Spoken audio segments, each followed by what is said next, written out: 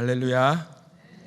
세상이 줄 수도 없고 알 수도 없는 참된 평안이 오늘 예배하는 우리 사랑하는 영락의 모든 성도님들 그 삶의 자리와 기도 제목 가운데 함께 하시기를 축복합니다. 다 같이 한번 저를 따라해 보실까요? 즉시 바람이 그치는지라.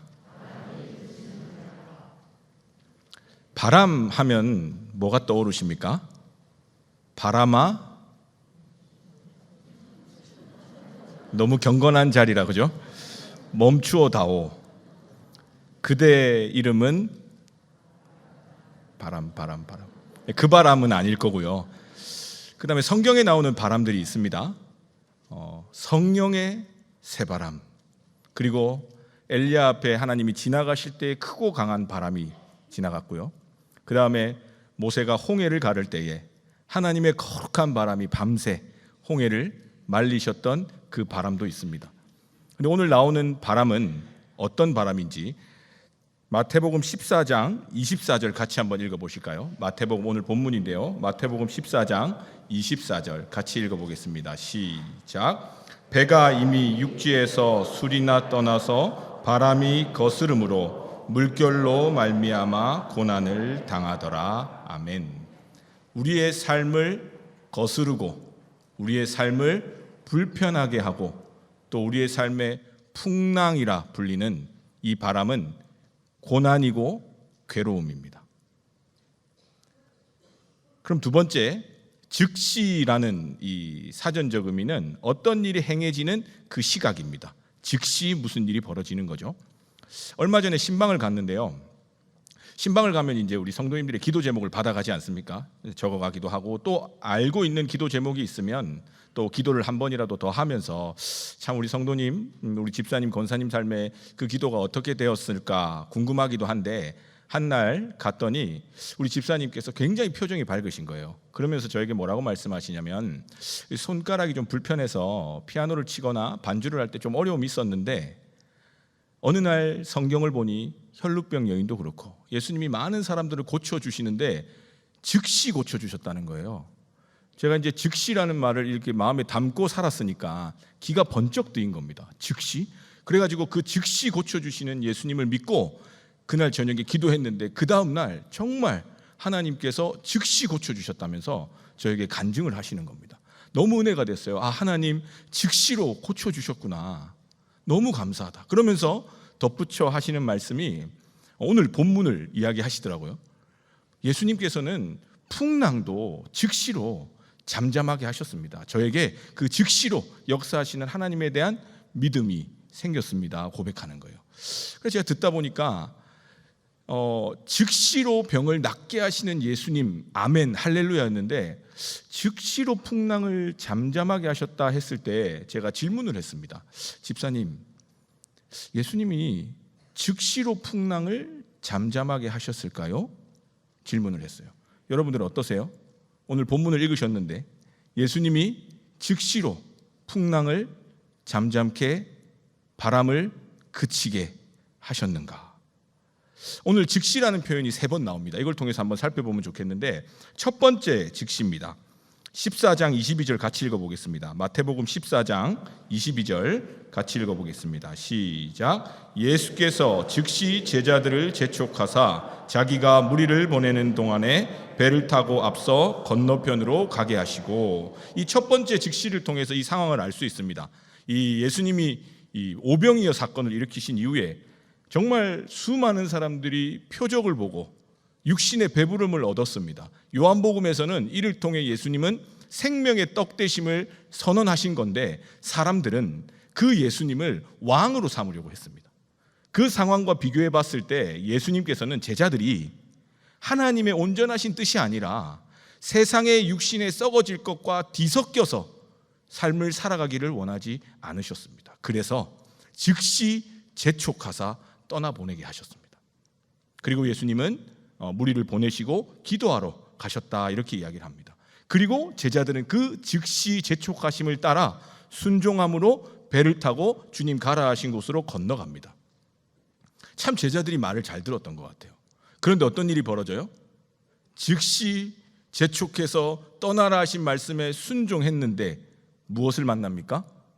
술이나 가서 한가운데쯤에서 바람이 물결을 거슬러서 고난을 당하게 되었다는 겁니다. 여기서 우리가 한 가지 알 수 있는 것은 주님은 즉시 떠나라 하신 그 마음이 있지만 우리가 그 말씀에 순종하며 나아갈 때에 풍랑을 만날 수 있다는 겁니다. 그럼 두 번째 즉시 한번 볼까요? 두 번째 즉시 마태복음 14장 27절 말씀 같이 읽어보겠습니다.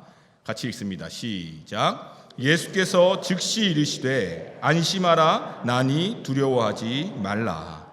제자들이 바다 한복판에서 바람으로 인해 풍랑으로 인해 고난받을 때에 주님께서는 반드시 제자들을 찾아오신다는 사실입니다. 우리가 힘들고 어려운 중에 있을 때에 반드시 주님은 찾아오십니다. 그런데 예수님이 우리 가운데 찾아오시는 시간과 방식이 우리가 생각지도 못한 일로 오실 때도 많다라는 겁니다.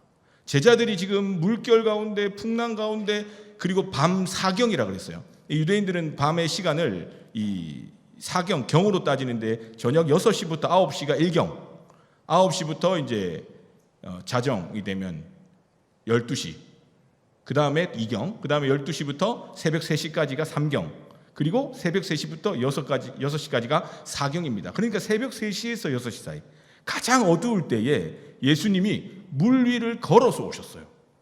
제자들이 어떻게 해요? 못 알아봤죠. 여러분 여기서 이런 마음이 드세요? 아니 어떻게 얼마 전에 오병이어 사건으로 배불리게 해주신 예수님을 못 알아보냐? 제자들이 한심해 보이십니까?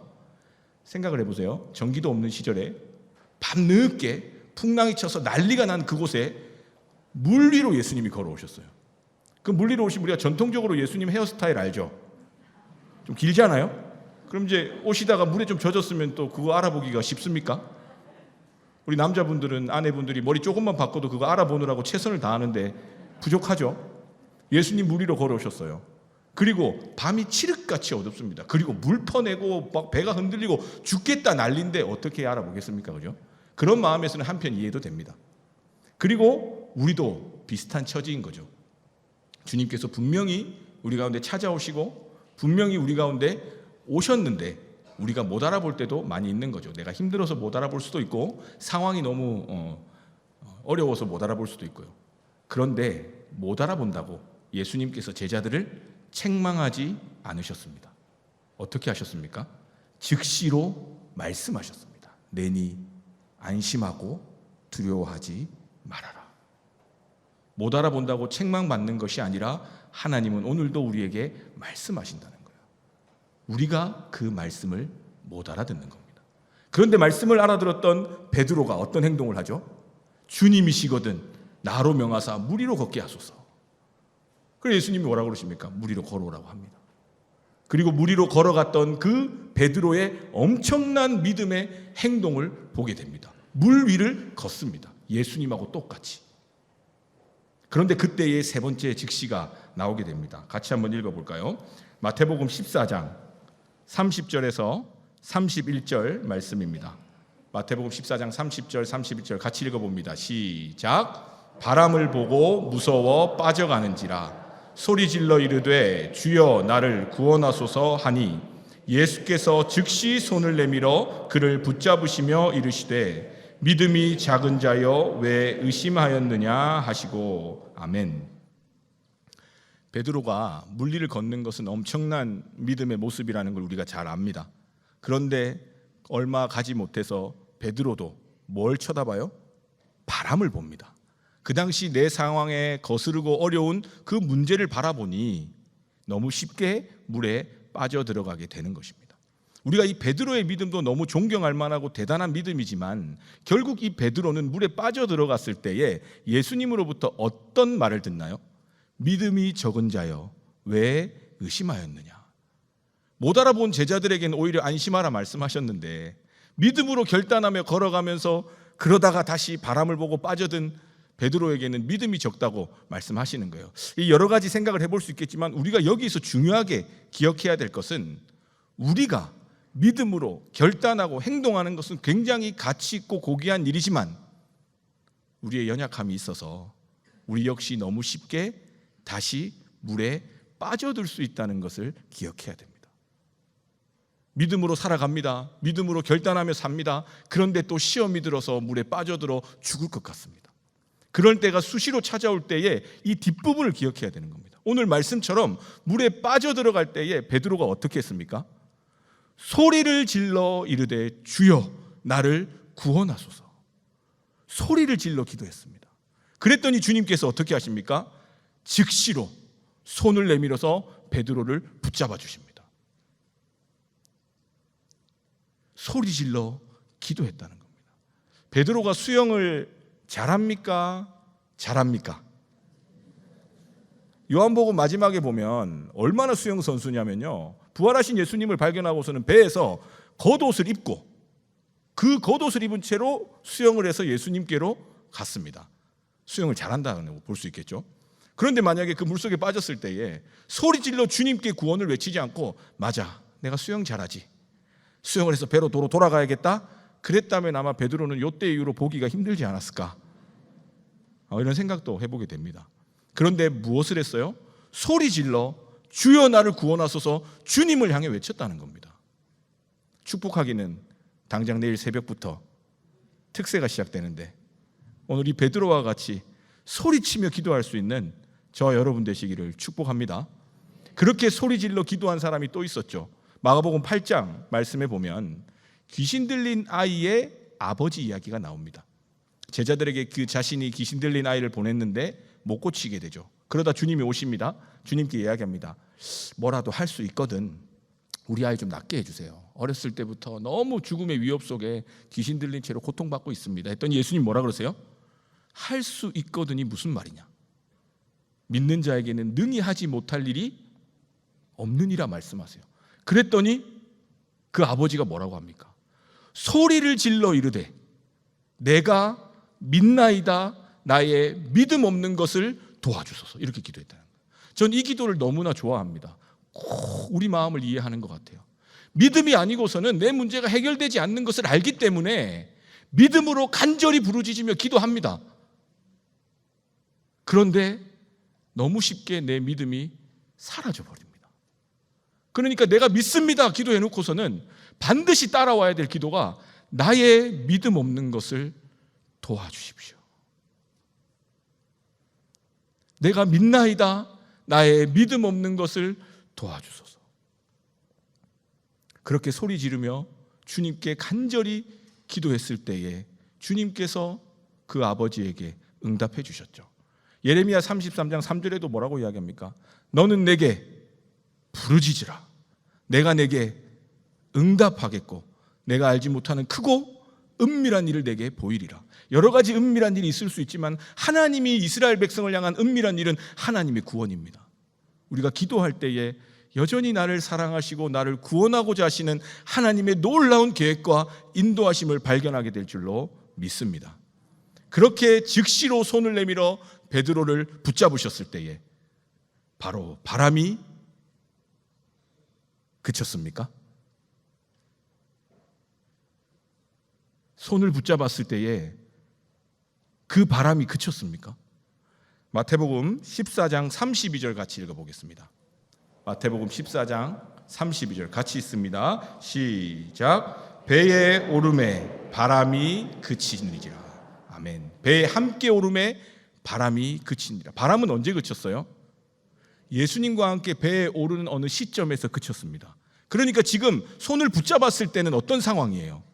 여전히 바람이 물결을 거슬러 풍랑으로 우리를 위협하는 상황 속에서 주님이 베드로의 손을 붙잡아 주신 겁니다.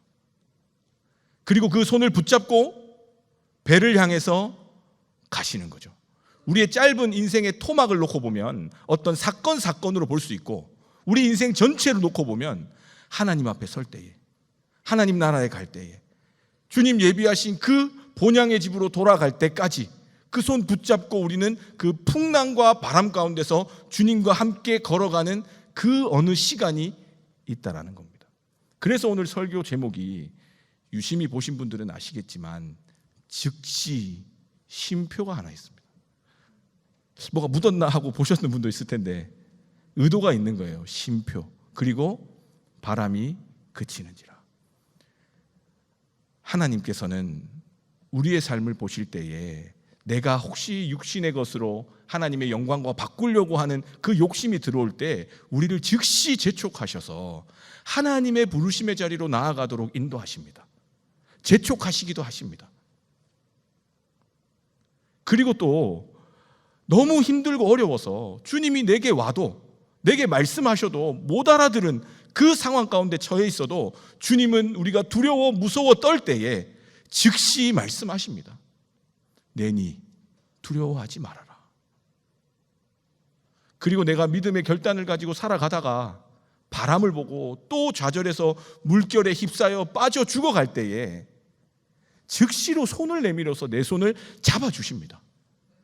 하나님은 우리가 부르짖고 간절히 기도할 때에 즉시로 응답하시는 하나님이십니다. 그러나 바람이 그치지 않을 수도 있다는 겁니다. 여전히 그 바람 가운데서 주님 손 붙잡고 나아가는 그 시간이, 다르게 이야기하면 하나님의 섭리가 있을 수 있다는 것을 우리가 잊으면 안 되는 것입니다. 그것을 알고 있다면 그 시간에 대해서 이제는 이렇게 생각할 수 있겠죠. 그 쉼표에 대해서, 그 쉼표는 하나님이 우리를 향하신 계획이구나. 어떤 사람에게는 정말 즉시로 역사하시는 은혜가 있을 수 있고, 또 내 삶의 어떤 부분에서는 즉시로 말씀하셨던 하나님이 왜 지금 이번에는 침묵하시는가 했을 때, 베드로후서 말씀처럼 죽게는 하루가 1000년 같고 1000년이 하루 같다는 그 말씀을 기억하면서 하나님의 뜻이 있구나. 그래서 그 쉼표의 시간이 우리의 인생이고, 그리스도 예수의 손을 붙잡았기 때문에 여전히 바람이 휘몰아치더라도 내게는 소망이구나. 이스라엘 백성 출애굽한 이후에 광야의 시간을 통해서 하나님의 백성으로 하나님의 임재를 경험했던 것처럼 내 손 붙잡고 걸어가시는 그 쉼표의 시간이 내 인생에 나를 향하신 광야구나. 엘리야가 로뎀나무 아래에서 그 엄청난 기적을 행하고서도 이세벨이 자기를 죽이려고 하는 그 위협 속에서 낙심하여져서 광야에 들어가서 죽고 싶다 했을 그때에 주님께서 떡과 물을 보내어 음식물의 힘입어 다시 힘내서 40주야를 걸어 호렙산에 가게 하시면서 다시 그 사명을 복돋아 주신 그 회복이 이 쉼표의 시간이구나. 수고하고 무거운 짐진 자들아 다 내게로 오라, 내가 너희를 쉬게 하리라 하신 그 부르심이 이 쉼표의 시간에 들어있구나. 나를 위해 십자가에 달려 죽으시며 그 십자가 위에서 죽음의 그 어두움의 3일도 우리의 눈으로 볼 때는 끝난 것 같고 절망 같은 시간이지만 그 역시도 하나님께서는 놀라운 부활의 영광을 위한 쉼표의 시간이었구나. 이 쉼표의 시간을 우리가 믿음으로 바라보실 수 있기를 간절히 축원합니다. 중요한 것은 주님 손 꼭 붙잡는 거예요. 우리가 잘 아는 복음성가가 하나 있습니다.